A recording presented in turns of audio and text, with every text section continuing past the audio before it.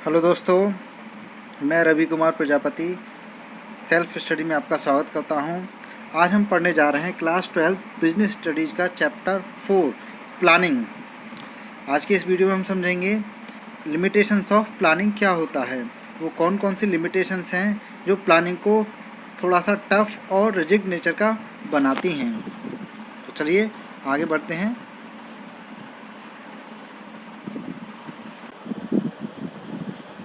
Limitations of planning. The various limitations of plannings are. Planning की जो limitations हैं वो कुछ इस प्रकार हैं। सबसे पहले हम समझेंगे प्लानिंग लीड्स टू रिजिडिटी। इसका मतलब क्या है? In an organization plan are drawn up with the specific goal to be achieved within a specific time frame. यहाँ ध्यान रखें,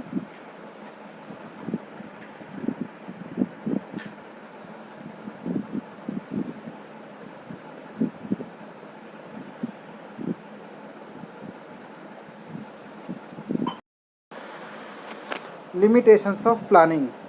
The first limitations of planning is planning leads to rigidity.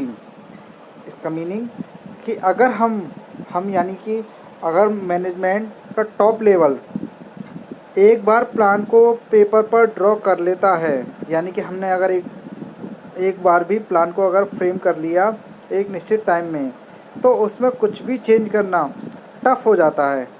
It's tend to bring rigidity to method of work as employee are required to strictly follow the predetermined policy.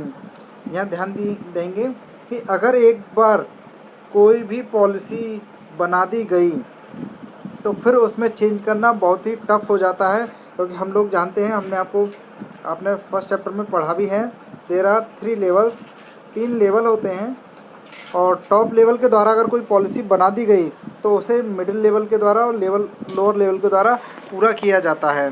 तो इसीलिए जब भी policy बनाएं, जब भी हम प्लानिंग करने जाएं, तो एक बार सोच समझ कर अच्छे तरीके से हम प्लानिंग करें, क्योंकि अगर एक बार प्लानिंग हो गई तो उसमें कुछ भी चेंज करना बहुत ही मुश्किल हो जाता है।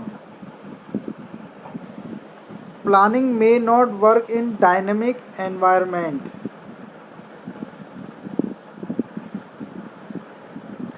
प्लानिंग जो है कभी भी ऐसे एनवायरनमेंट में वर्क नहीं करता जो कि बदलता रहता है, यानी कि चेंजेबल है। तो हम प्लानिंग किस लिए करते हैं? हम प्लानिंग इसीलिए करते हैं कि भविष्य में हमें क्या टारगेट अचीव करना है, हमारा ऑब्जेक्टिव क्या है, उसे अचीव करने के लिए आज हम प्लानिंग करने जा रहे हैं। लेकिन यहाँ पर एक बात ध्यान रखने वाली है, सेकंड जो पॉइंट हमें बता रहा है कि प्लानिंग कभी भी चेंजेबल एनवायरनमेंट में काम नहीं करता। सपोज आपने अगर एक बार प्लानिंग कर ली, लेकिन आपको नहीं पता कि एनवायरनमेंट किस तरह से चेंज होने वाला है। सपोज आपने कोई अपनी प्लानिंग की कि मुझे सेल को 10% या 20% इंक्रीज करना है, और आप उसके अकॉर्डिंग अपनी प्लानिंग कर रहे हो, लेकिन आपकी प्लानिंग के पूरा होने के कुछ मंथ या कुछ समय के बाद ही कोई कॉम्पिटिटर आपका मार्केट में सेम प्लानिंग को लेकर आ जाता है, तो आपको अपनी प्लानिंग को दोबारा से बनाना होगा, जो कि पॉसिबल नहीं है। इसलिए प्लानिंग कभी भी बदलते हुए एनवायरनमेंट में काम नहीं करता है। अभी एक और एग्जांपल के द्वारा इसे समझते हैं। It is difficult to accurate forecast about the economic condition. हमें नहीं पता गवर्नमेंट की पॉलिसी क्या होगी। हमने 5 एनवायरनमेंट के बारे में पढ़ा है, इकोनॉमिक एनवायरनमेंट बदल जाए, हमें नहीं पता कोई भी एनवायरनमेंट कब चेंज हो जाएगा, तो हमारी जो प्लानिंग है वो फेल हो जाएगी। तो प्लानिंग कभी भी चेंजेबल एनवायरनमेंट में काम नहीं करता है, ये बात आप ध्यान रखेंगे। आगे चलते हैं। Planning reduce creativity. प्लानिंग हमेशा क्रिएटिविटी को ख़त्म करता है, क्योंकि टॉप लेवल के द्वारा जो प्लानिंग बना दी गई उसी को नीचे के लेवल के द्वारा पूरा करना है। अब अगर नीचे वाले लेवल्स के पास कुछ अच्छे क्रिएटिव आइडिया हैं, या टॉप लेवल पर भी कुछ आइडिया अच्छे हैं लोगों के पास, लेकिन अगर प्लानिंग एक बार बन चुका है, फ्रेमिंग हो चुकी है, तो सोचिए हम उसमें किस प्रकार चेंज कर सकते हैं। तो कभी भी प्लानिंग एक बार होने के बाद उसमें कोई भी चेंज करना, उसको किसी भी तरीके से क्रिएटिव बनाना संभव नहीं है।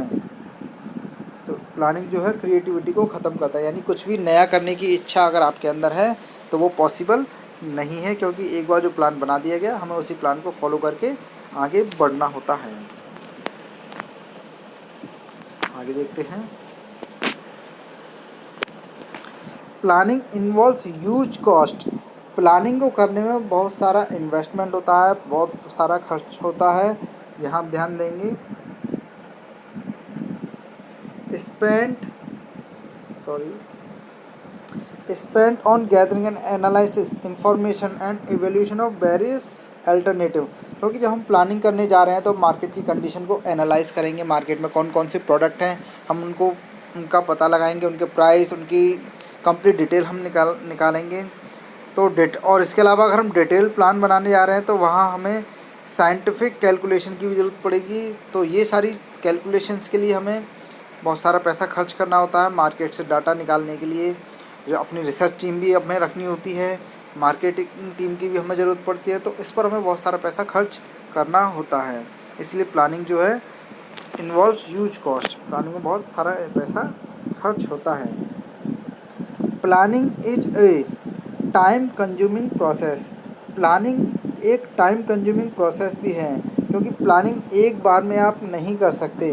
प्लानिंग करने के लिए आपको बहुत सारी चीज़ों के बारे में विचार करना होता है, बहुत सारे अल्टरनेटिव ऑप्शन हमारे पास हैं, उन सबको एनालिसिस करना होता है और उनमें से हमें किसी बेस्ट अल्टरनेटिव को चूज करना होता है। यहाँ पे एक एग्जांपल हम ले सकते हैं कि अगर हमें अपना प्रोडक्ट सेल करना है तो हमारे पास बहुत सारे ऑप्शन हैं उसे सेल करने के लिए। जैसे हम एक के साथ एक फ्री गिफ्ट दे सकते हैं, डिस्काउंट कूपन दे सकते हैं, कुछ रिबेट दे सकते हैं, या एक प्रोडक्ट के साथ दूसरा प्रोडक्ट गिफ्ट में दे सकते हैं, लकी ड्रॉ, इस तरह की बहुत सारी चीज़ें हम देकर अपने प्रोडक्ट को सेल कर सकते हैं।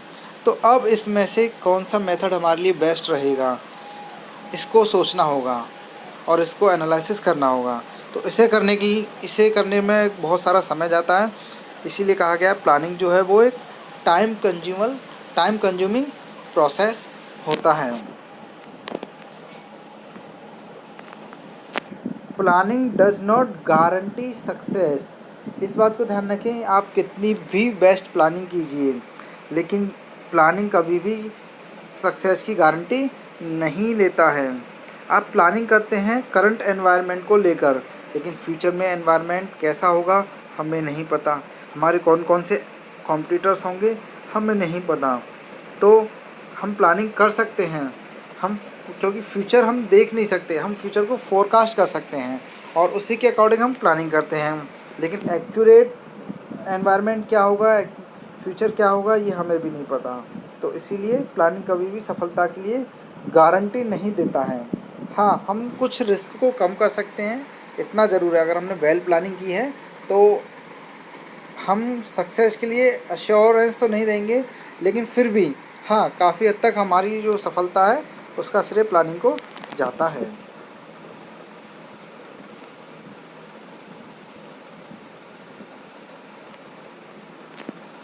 तो दोस्तों, ये थी लिमिटेशंस ऑफ प्लानिंग।